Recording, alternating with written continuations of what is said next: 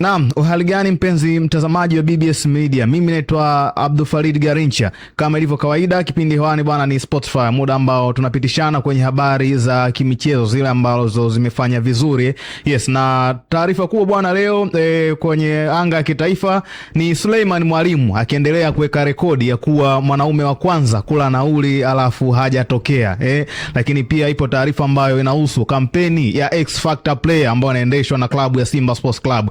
Kama hiyo haitoshi, ipo taarifa inayomhusu nyota wa Nigeria ambaye anacheza klabu ya Yanga Princess, Precious Christopher.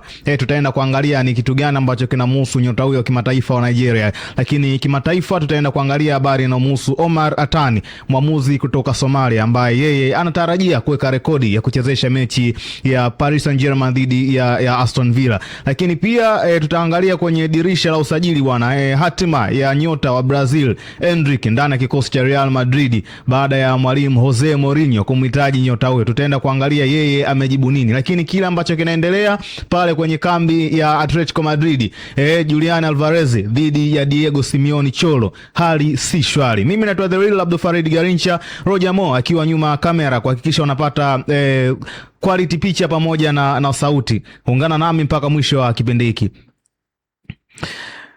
Na tukianza kitaifa bwana, Suleiman Mwalimu, nyota huyu bwana wa klabu ya Wydad Athletic ya kule nchini Morocco bwana, amezua gumzo leo baada ya kutambulishwa na klabu Dar es Salaam Africans kuwa ni mchezaji wa klabu hiyo. Na taarifa mara ya kwanza zilitoka kwa upande wa Simba Sports Club zikionyesha kwamba Suleiman Mwalimu ataitumikia klabu hiyo ambayo alitumikia msimu uliopita kwa mkopo wa mwaka mmoja, na taarifa zilikuwa ni kwamba ataitumikia tena. Tukumbuke mwezi wa 7 Simba walitoa taarifa ya kuendelea ama kusaini mkataba mpya na Suleiman Mwalimu, lakini baadaye klabu ya Wydad Athletic ya kule nchini Morocco ilikuja kukanusha taarifa hiyo wakisema wao hawafahamu kile kinachoendelea. Lakini baadaye baada ya mazungumzo kufanyika kama ambavyo vyombo mbalimbali vilikuwa vikiripoti, Simba wakamtambulisha Suleiman Mwalimu kwenye tukio la Simba Day, kilele cha Simba wiki. Yes, kupitia video maalum ambayo ilikuwa inamuonesha Suleiman Mwalimu yeye akizungumza kwamba atakuwa ni sehemu ya kikosi cha wekundu wa Msimbazi kwa msimu ujao wa 26-27. Lakini asubuhi ya leo mambo yamekuwa tofauti, kwa maana baada ya Suleiman Mwalimu kutangazwa kuwa ni mchezaji mpya wa klabu ya Dar es Salaam Africans, imekuwa ni surprise nadhani huenda kwa mashabiki wa Simba, lakini hata mashabiki wa Yanga wenyewe, baada ya kilele cha wiki ya wananchi kutamatika, wakiamini kwamba tayari ameshapatikana mshambuliaji Peter Shalulile tayari kile kikosi kilichotambulishwa inawezekana ikawa ndio kikosi ambacho atakitumia kwa msimu wa 26-27. Lakini surprise imekuja, ongezeko la Suleiman Mwalimu kwenye kikosi cha Dar es Salaam Africans. Hii sio mara ya kwanza kwa Simba kumtambulisha mchezaji alafu ikaja kuonekana huyo mchezaji hawezi kuitumikia klabu ya Simba. Tukumbuke misimu miwili nyuma kulitokea sakata la Alame Kelawi ambaye alitambulishwa na klabu ya Simba kama ni mchezaji wao, lakini baadaye Alame Kelawi alienda kujiunga na klabu ya Azam FC yenye makazi yake kule Chamazi jijini Dar es Salaam. Kwa hiyo huu unakuwa ni muendelezo wa kile ambacho kimetokea. Sasa yawezekana kila mtu ana namna yake ambavyo anaweza kupokea tukio hili, lakini ukiangalia utakuja kugundua kwamba kuna vitu ambavyo havipo sawa ndani ya uongozi wa klabu ya Simba. Kama klabu iliweza kufikia level ya kumtangaza mchezaji wakati bado hajafikia zile agreement za mwisho, tayari ni kitu ambacho kinaonyesha kulikuwa na shida sehemu, kwa maana ya miscommunication kati ya uongozi either klabu na klabu, ama uongozi wa mchezaji pamoja na klabu ya Simba, ama klabu ya Simba pamoja na mchezaji husika, kabla ya uongozi wa klabu inayomiliki kwa maana ya Wydad pamoja na management ya mchezaji husika ambayo inamiliki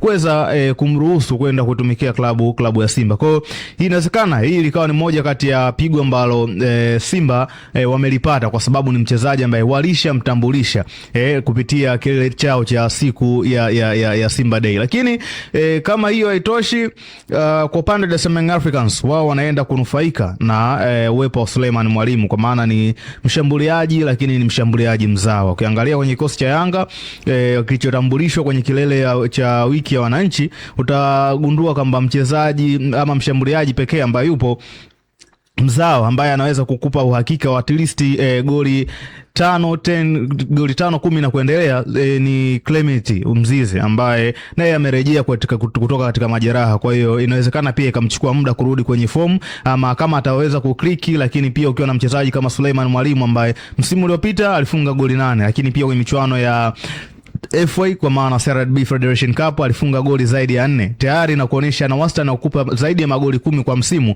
Hii inakupa matumaini kwenye safu ya ushambuliaji. Ukiwa na washambuliaji wa 4, una mtu kama Peter Shalolile, unaye mtu kama Clement Mzize, unaye mtu kama Suleiman Mwalimu, kuna advantage kubwa sana ambayo unakuwa nayo ndani ya kikosi. Lakini pia huyu inawezekana ukawa ni usajili wa kisiasa. Tukumbuke the Young Africans walishamchukua Clatous Chota Chama na alitambulishwa asubuhi kama ambavyo walivyomtambulisha leo Suleiman Mwalimu. Kama hiyo haitoshi, walishawahi kumchukua Mohamed Hussein Shabalala, yes, ambaye bado anakitumikia kikosi cha wananchi. Walishawahi kumchukua Ibrahim Ajibu Migomba kutoka Simba kwenda Dar es Salaam Africans. Hao ni baadhi ya nyota ambao wamewahi kutoka Simba na kwenda Yanga moja kwa moja bila kupitia sehemu yoyote.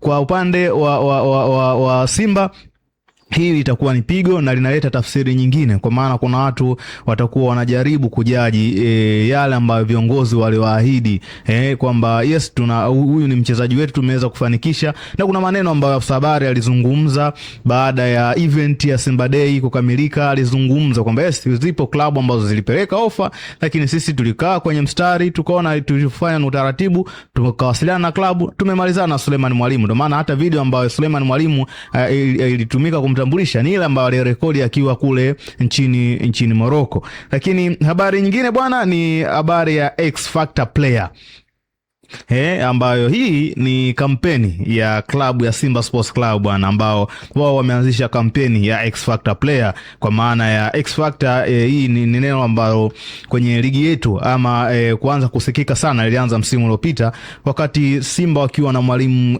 kocha Abdulrahman Fadu Davis, ambaye yeye alitamani klabu iwe na X Factor player, na ikaonekana ni kama vile imeshindikana. Kwa mujibu wake, baada ya dirisha kufungwa, akasema X Factor player ambaye alikuwa anamtaka ameshampata, lakini hakumtaja ni nani. Ingawa pia ilionyesha ni kwamba kama mwalimu aliweza kuzungumza kwamba ana wachezaji wazuri lakini hana X Factor player, inawezekana pia alikuwa amekosekana. Sasa jana kupitia mzabuni mkuu wa vifaa vya michezo wa klabu ya Simba Sports Club, kwa hapa namzungumzia Jairut, kupitia mkurugenzi wao bwana Rogasira, wamezindua rasmi kampeni ambayo inaitwa X Factor Player Challenge.